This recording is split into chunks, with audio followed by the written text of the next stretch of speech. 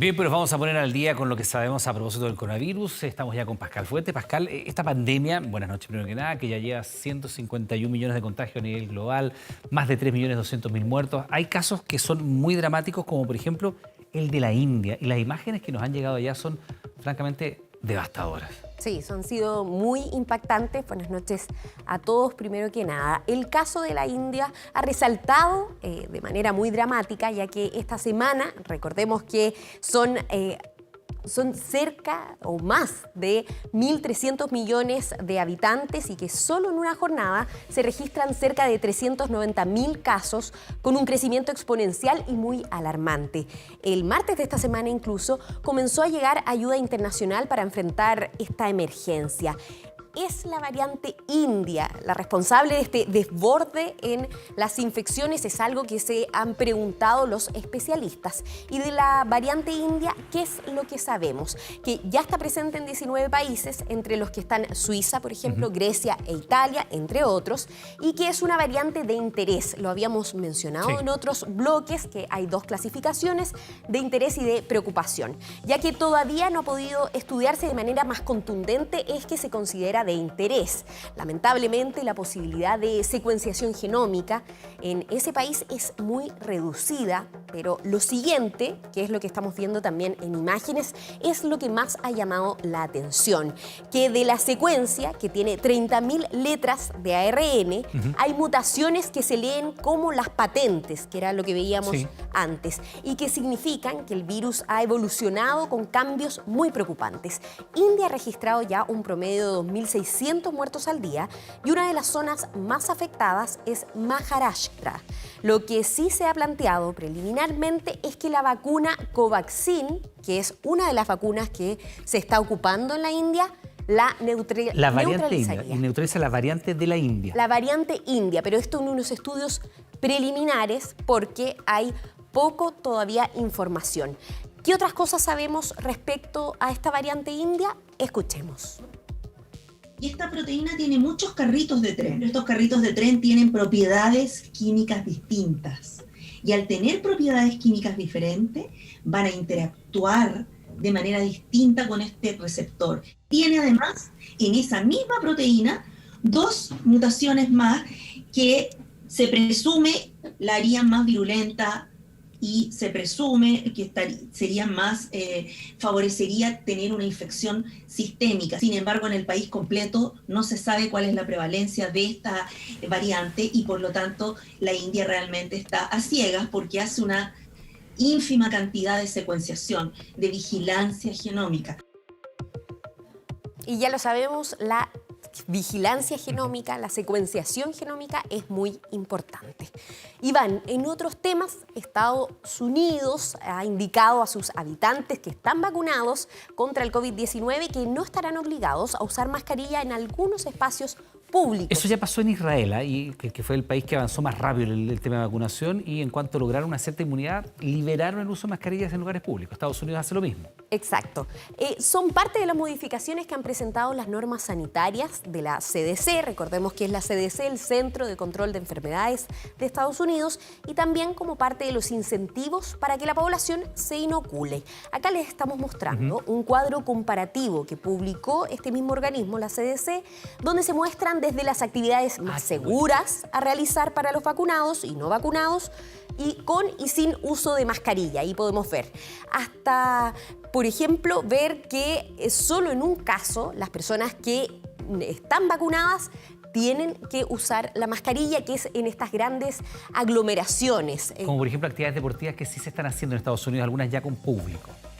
Sí, pero este cuadro en específico no planteaba, por ejemplo, las actividades deportivas que se están haciendo con público, sí puras actividades al aire libre. Al aire libre, en un espacio cerrado. Exacto. Y podíamos ver, por ejemplo, las personas que se juntan entre amigos, si están vacunados o no. En ese caso hay una diferencia. Por ejemplo, si te juntas con personas que no están vacunadas, las personas que no están vacunadas tienen que usar las mascarillas y los vacunados podrían dejar de usarlas. Pero ¿qué pasará en Chile? ¿Será algo similar cuando empecemos ya a tener mayor porcentaje de la población vacunada? Se refirió a un tema un tema relacionado al respecto, el ministro de Salud, Enrique París. Escuchémoslo.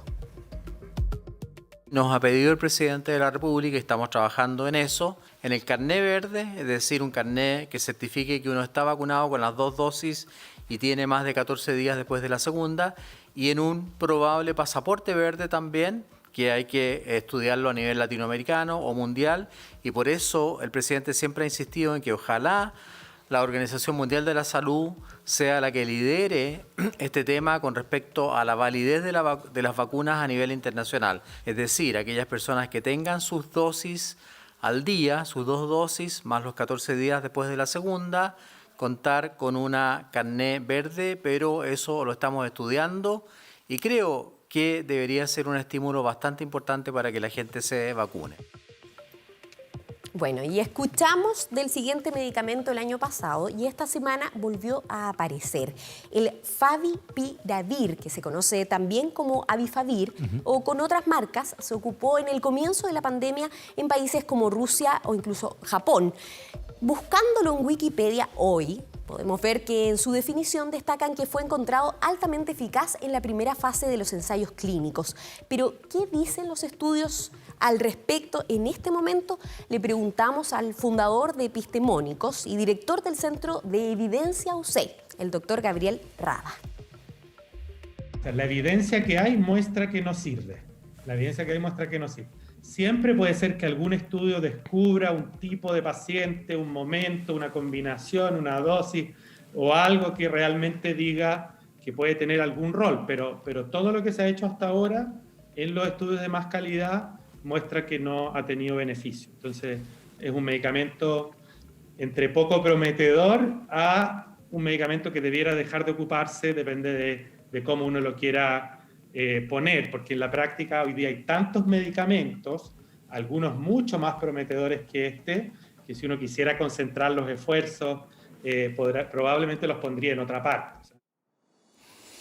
A ver, Pascal, para ser responsable con la información, ¿este es el medicamento que se importó, por ejemplo, en la comuna de Recoleta? Sí. Y la evidencia científica dice hoy día que no sirve. Claro, lo dice hoy. En su minuto probablemente había otra información, pero al día de hoy no sirve. O por lo menos los estudios más contundentes, de mejor calidad, no avalan como lo decía, no avalan su uso. Así que a poner atención también porque lo hemos dicho ya en otras ocasiones.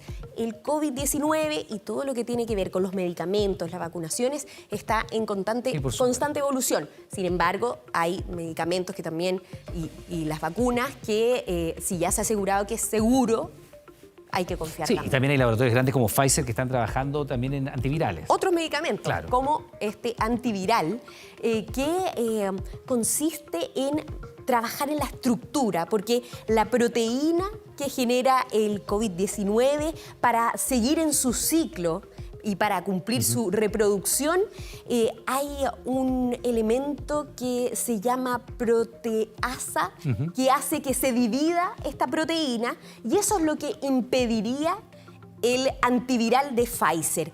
Suena un poco complejo, pero a continuación, con la explicación del doctor en Ciencias Biológicas Claudio Figueroa, nos va a quedar muchísimo más claro. Es el equivalente que uno vaya a una barraca, ¿cierto? Compre un tronco y posteriormente uno va y lo corta en pedazos y uno con cada uno de esos pedazos hace una silla, una mesa, etc. Lo que uno haría con un antiviral, si uno hiciera la analogía con este ejemplo, es precisamente inhibir el proceso de corte, de manera de que yo tengo el tronco, pero efectivamente como es un material sin procesar, no puedo seguir haciendo más cosas. El uso de antivirales no reemplaza el tema de una vacunación. Son estrategias que una no reemplaza a la otra, pero son súper compatibles. Específicamente los antivirales pueden tener mucho efecto en las personas que están hospitalizadas graves, en las UCI, en las UTI. Así que importante las variaciones que vamos generando, que vamos conociendo sobre el COVID-19. nuevos medicamentos que van apareciendo, algunos que ya se están descartando, pero quedamos de hecho pendientes con el doctor Rada a hablar probablemente la próxima semana de algunos medicamentos que sí han tenido buenos resultados y que podrían también usarse de manera combinada con el plan de vacunación, por supuesto, para enfrentar la pandemia. Bien, pues quedamos atentos a aquello. Pascal, muchas gracias. Buenas noches. Buenas noches.